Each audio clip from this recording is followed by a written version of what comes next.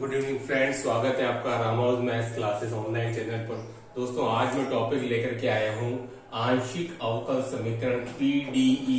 दोस्तों ये टॉपिक आपके हायर मैथ्स में जनरली आरपीएससी के जो एग्जाम होते हैं, फर्स्ट ग्रेड है या आरपीएससी लेक्चरर है या फिर यूपी पीजीटी और वहां पर जितने भी कॉलेज लेक्चर के एग्जाम के वैकेंसी निकले हैं सभी में दोस्तों ये बहुत ही इंपॉर्टेंट टॉपिक है आंशिक अवकल समीकरण। देखिए दोस्तों, आंशिक अवकल समीकरण सबसे जब हम टाइप 1 की बात करेंगे तो उसमें जो टाइप 1 का क्वेश्चन आता है दोस्तों वो ये होता है कि स्वैच्छ फलन का विलोपन करना, टू एलिमिनेट आर्बिट्री फंक्शन। दो टाइप क्वेश्चन आते हैं दोस्तों, एक तो आता है स्वैच्छ अचर का विलोपन करना, टू एलिमिनेट आर्बिट्री कांस्टेंट। दोस्तों मैं आपको मेरे नेक्स्ट वीडियो में बताऊंगा। इस वीडियो में हम डिस्कस करने जा रहे हैं कि स्वैच्छ फलन का विलोपन करना। किसी भी एग्जाम में जिसमें कि दोस्तों आपके पार्शियल डिफरेंशियल इक्वेशन टॉपिक है, इन दोनों मतलब स्वैच्छ फलन का विलोपन करना या फिर स्वैच्छ अचर का विलोपन करना, इन दोनों से दोस्तों एक प्रश्न लिख लो, जरूर पूछा जाता है और दोनों ही इजी टॉपिक है। ठीक है, नंबर 1 टाइप, इन दोनों से एक क्वेश्चन जरूर आता है। दोस्तों आज हम डिस्कस करने जा रहे हैं ये टॉपिक स्वैच्छ फलन का विलोपन करना। देखिए दोस्तों, इसको हम कैसे हल करेंगे ध्यान से देखिएगा, वीडियो को लास्ट तक देखिएगा। जो लोग नए जुड़े हैं वो do like share subscribe our channel. देखिए दोस्तों, सबसे पहले मैंने एक फंक्शन लिखा है z इक्वल टू फंक्शन है y अपॉन x। तो इसमें हमारा जो उद्देश्य है दोस्तों, हमको इस f को यहां से, इस फंक्शन को, इस आर्बिट्री फलन को यहां से एलिमिनेट करना है, हटाना है। सबसे पहले दोस्तों मैं इसको x के सापेक्ष इसका आंशिक अवकलन करूंगा, del z upon del x equal to, इसको हम p भी कहते हैं। आपको पता होगा दोस्तों कि आंशिक अवकलन का मतलब क्या हुआ, इसका मैं x के सापेक्ष कर रहा हूं, मतलब कि मेरा यहाँ पर चर x है, बाकी जो जितने भी चर हैं दोस्तों वो सभी जो है इसमें अचर गिने जाते हैं। देखिए सबसे पहले p equal to F dash y upon X आ जाएगा। अब मैं करूंगा y अपॉन एक्स का दोस्तों कितना हो जाएगा, that will be minus Y upon X square. इसको मैंने इक्वेशन नंबर 1 दे दिया। ऐसे कैसे दोस्तों, अब इसको z को मैं y के करस्पॉन्डिंग आंशिक अवकलन करूंगा, del z upon del y equal to, उसको हम q से डिनोट करते हैं। हमेशा यही संकेत रहते हैं कि मैंने इसी क्वेश्चन में काम में नहीं लिए। p equal to del z upon del x चलेगा पूरा पीडी के अंदर, q equal to del z upon del y चलेगा। ठीक है दोस्तों, ये कितना आएगा F dash y upon x। अब आप y अपॉन x का करेंगे दोस्तों कितना हो जाएगा, that will B 1 upon x। अब देखिए आप देख सकते हैं कि मुझे इक्वेशन 1 और 2 की हेल्प से अगर मुझे इस एफ डैश को रिमूव करना है तो मैं यहाँ से क्या कर सकता हूँ, मैं इक्वेशन 1 में 2 का डिवाइड कर दूंगा तो हमें क्या मिल जाएगा, p upon Q equal to F dash आपका कंप्लीट कट जाएगा एंड यहाँ से minus 1 Y upon X square and that will be x upon 1। तो दोस्तों ये भी कट जाएगा। अब आप क्रॉस मल्टीप्लाई कर दीजिए, px plus Q Y equal to 0। तो ये हमारा दोस्तों इस क्वेश्चन का फाइनल आंसर रहेगा जो कि अभिष्ट समीकरण है। यही हमको इक्वेशन चाहिए था। आई होप कि आपको समझ में आया होगा पूरा फंडा क्या है। देखिए दूसरा क्वेश्चन करते हैं, इससे आपको और भी ज्यादा अच्छे से आइडिया हो जाएगा। क्वेश्चन इसी टाइप से आते हैं स्वैच्छ फलन का विलोपन करने के अंदर।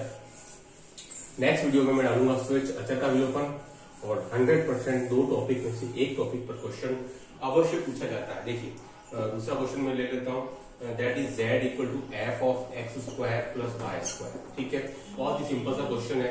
अब मैं z का x के करस्पॉन्डिंग करता हूं अगर आंशिक अवकलन, तो del z upon del x equal to p and that will be F dash of X square plus Y square और into 2x, that is called. इसको दोस्तों हम इक्वेशन नंबर 1 डाल देते हैं और अब मैं इसका y के करस्पॉन्डिंग पार्शियल करता हूं तो that is the q and F dash X square plus Y square. क्योंकि मैं y के करस्पॉन्डिंग कर रहा हूं दोस्तों तो मेरा x एकदम कांस्टेंट की तरह ट्रीट होगा, दैट विल बी 2y। ठीक है, अब मैं दोनों का एज इट इज, मुझे एफ डैश यहाँ से एलिमिनेट करना है, रिमूव करना है, तो मैं 1 में 2 का डिवाइड कर देता हूँ तो p बटा q आप देख रहे हैं F dash will be eliminated और ये मेरे को 2 से 2 भी कट जाएगा और दोस्तों मेरा जो फाइनल आंसर आएगा दैट विल बी दिस, जो कि मेरा अभिष्ट समीकरण कहलाएगा। ठीक है, देखिए बहुत सिंपल से क्वेश्चन है। एक क्वेश्चन और हम ले लेते हैं इसी टाइप का।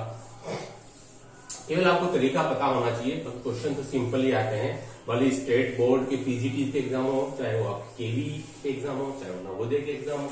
चलिए देखिए दोस्तों, नेक्स्ट क्वेश्चन अब हम ले रहे हैं ये वाला, L X plus M Y plus N Z equal to 5, ये हमारा फंक्शन हो जाएगा X square plus Y square plus Z square. देखिए दोस्तों, इस पर्टिकुलर क्वेश्चन की अगर हम बात करते हैं, ठीक है, तो देखो सबसे पहले इसको मैं x के सापेक्ष आंशिक अवकलन करता हूँ, ठीक है, x के सापेक्ष आंशिक अवकलन। तो यहाँ मेरा उद्देश्य क्या रहेगा, हाउ टू रिमूव दिस 5। मैं इस 5 को यहाँ से हटाना चाहता हूँ, x के सापेक्ष आंशिक अवकलन। देखिए l हो जाएगा, ये हमारा 0 हो जाएगा और ये हो जाएगा हमारा del z upon del x, okay. And ये 5 हो जाएगा, एक्स स्क्वायर हो जाएगा plus Y square plus Z square. And now X square का आप करेंगे 2x, वाई का तो 0 हो जाएगा दोस्तों। एंड यहाँ पर 2zp, p आप समझ गए होंगे, p का मतलब del z upon del x है, ठीक है। तो यहाँ से मैं इसको क्या लिख सकता हूँ, that is l plus np equal to 5 dash X square plus Y square plus Z square into 2 time x plus Z P, that is equation number 1। ठीक है दोस्तों, ऐसे कैसे मैं इसको जो है अब y के सापेक्ष इसका आंशिक अवकलन करता हूं, ठीक है, y के सापेक्ष, ठीक है, ओके, y के सापेक्ष इसका मैं करता हूं आंशिक अवकलन, आंशिक अवकलन y के सापेक्ष। दोस्तों कितना हो जाएगा मेरे को, lx तो 0 हो जाएगा, that is the m plus n del z upon del y equal to 5 dash X square plus Y square plus Z square into 2y plus 2zq। Q इसलिए आया क्योंकि मैं दोस्तों z का y के प्लस प्लॉटिंग कर रहा हूं, तो that will be del z upon del q, sorry del z upon del y, that is q। तो उसमें कितना बन जाएगा, n plus nq equal to that is 5 dash X square plus Y square plus Z square into 2 time y plus Z, इसको हमने नाम दे दिया दोस्तों इक्वेशन नंबर 2, ठीक है। तो अब आप देख सकते हैं कि अब मुझे क्या करना है कि 1 का 2 में दोस्तों मुझे अब डिवाइड कर देना है, जिससे कि आपका 5 डैश है वो यहाँ से कंप्लीटली एलिमिनेट हो जाएगा और जो हमारा उद्देश्य है उसकी हमको प्राप्ति हो जाएगी। चलिए अब मैं फर्स्ट डिवाइडेड बाय 2, तो that is l plus np divided by m plus nq equal to दोस्तों 5 dash will be complete, totally आपका खत्म हो जाएगा, वेनिश हो जाएगा।